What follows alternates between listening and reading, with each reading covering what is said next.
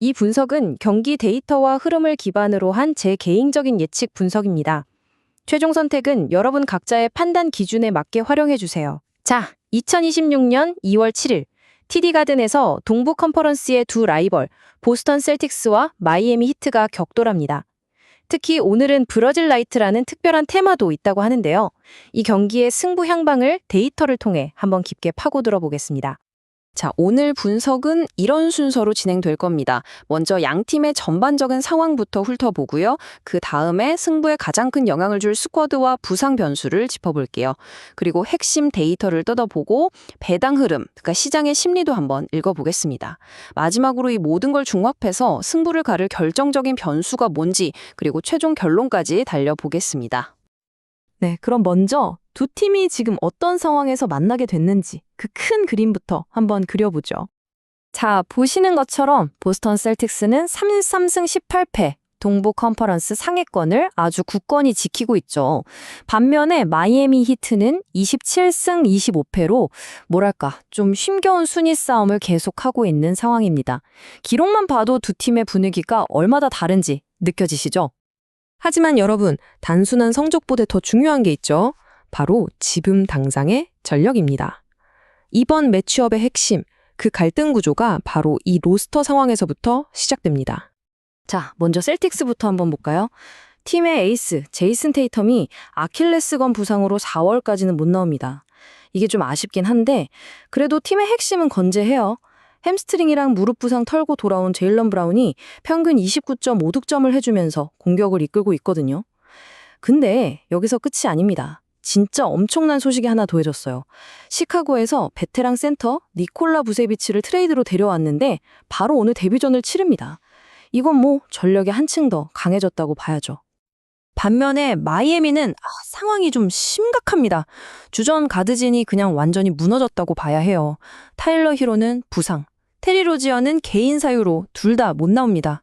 골밑은 뱀 아데바요가 지키긴 하는데 혼자서 뭘 얼마나 하겠어요. 부담이 정말 크죠. 결국 부상에서 돌아온 노먼 파웰하고 앤드류 위긴스가 이 빈자리를 다 메워야 한다는 건데 사실상 팀 공격 전체가 이 두 선수 어깨에 달려있는 셈입니다. 자, 이렇게나 상반된 두 팀의 상황. 과연 데이터는 뭐라고 말하고 있을까요? 숫자는 거짓말 안 하잖아요. 얼마나 큰 격차가 있는지 한번 직접 확인해 보시죠. 일단 보스턴의 수비, 이건 뭐 거의 리그 최정상급입니다. 경기당 평균 실점이 108.6점. 이게 어느 정도냐면요.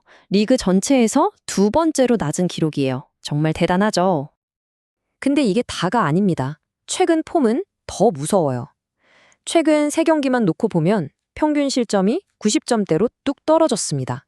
이건 뭐 그냥 상대 숨통을 조이는 그야말로 질식 수비의 정석을 보여주고 있는 거예요. 마이애미 입장에서 유일하게 좀 비빌 만한 구석이 있었다면 그게 바로 리바운드였거든요. 뱀 아데바요랑 신인 켈렐 웨어를 앞세워서 리그 2위까지 할 정도로 정말 강력한 무기였어요. 그런데 보스턴이 이 약점을 가만두지 않았죠. 부세비치의 쾌타까지 영입하면서 이 부분을 완벽하게 지워버렸습니다. 이제 리바운드에서조차 우위를 점하기가 힘들어졌으니 마이애미의 마지막 희망마저 사라져가는 느낌이죠. 공격적으로 한번 넘어가 볼까요? 보스턴은 외곽에서 그냥 압도적입니다. 경기당 3점 슛을 무려 15.6개나 성공시키는데 이것도 리그 2위 기록이에요. 한번 상상해 보세요. 가드진이 완전히 붕괴된 마이애미가 데릭 화이트, 페이튼 프리처드, 샘 하우저 같은 보스턴의 슈터들을 저 넓은 외곽에서 계속 쫓아다니면서 막는다? 이건 거의 불가능에 가깝다고 봐야겠죠. 자, 그럼 이렇게 데이터로도 확인되는 뚜렷한 불균형, 배당 시장, 즉 전문가들은 이걸 어떻게 보고 있을까요? 배당 흐름을 보면요, 시장의 판단은 아주 명확합니다. 처음부터 보스턴의 압도적인 정배당으로 시작했고요. 중간에 마이애미 선수 몇 명 돌아온다는 소식이 있었는데도 그 큰 흐름은 전혀 변하지 않았어요.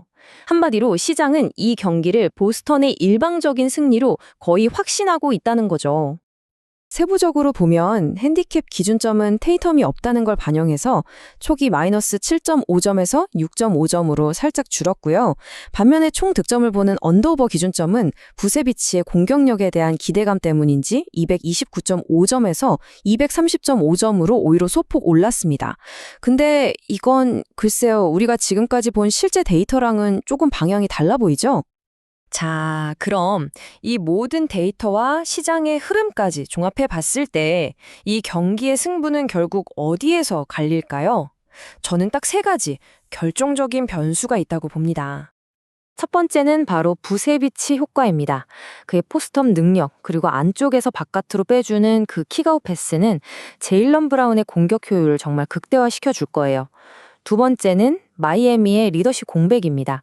전문 포인트 가드가 없잖아요. 데이비온 미첼이 경기를 운영해야 하는데 보스턴의 그 강력한 압박 수비를 상대로 과연 버틸 수 있을까요? 턴오버가 쏟아져 나올 가능성이 아주 높다고 봅니다. 그리고 마지막 세 번째, 바로 개인 매치업입니다.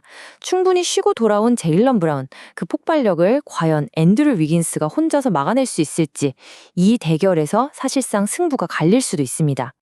자, 이제 이 모든 조각들을 하나로 맞춰볼 시간입니다. 데이터를 기반으로 했을 때 가장 합리적인 선택은 과연 무엇일까요? 솔직히 모든 데이터를 놓고 보면 보스턴의 승리 확률이 매우 높은 건 사실이에요. 그런데 배당이 너무 낮아서 메리트가 없죠. 그렇다고 새로운 선수가 막 합류한 팀에 핸디캡을 거는 것도 좀 부담스럽고요. 자, 그럼 대체 뭘 봐야 할까요? 가장 똑똑한 선택은 무엇일까요? 핵심적인 팩트만 다시 한번 짚어보죠. 첫째, 보스턴의 최근 수비력, 평균 실점이 90점대입니다. 둘째, 마이애미의 공격력, 핵심 득점원인 타일러 히로와 테리 로지어가 둘 다 없습니다. 그리고 마지막, 양 팀의 최근 10경기 합산 평균 득점은 221.1점, 지금 설정된 기준점보다 한참 낮죠. 이 세 가지가 모든 걸 말해주고 있습니다. 결론 나왔죠. 네. 데이터를 기반으로 한 가장 합리적이고 논리적인 선택은 바로 언더입니다. 그리고 여러분이 꼭 기억하셔야 할 오늘의 핵심, 이른바 반전 포인트는 바로 이겁니다. 시장은 부세비치라는 보스턴의 새로운 공격 옵션에 흥분해서 오버 쪽으로 기울고 있을지 모르지만 진짜 데이터는 정반대를 가리키고 있다는 거죠. 보스턴의 질식 수비, 그리고 마이애미의 공격력 공백, 이 두 가지가 지배하는 저득점 경기가 될 거라는 사실, 바로 이 점입니다.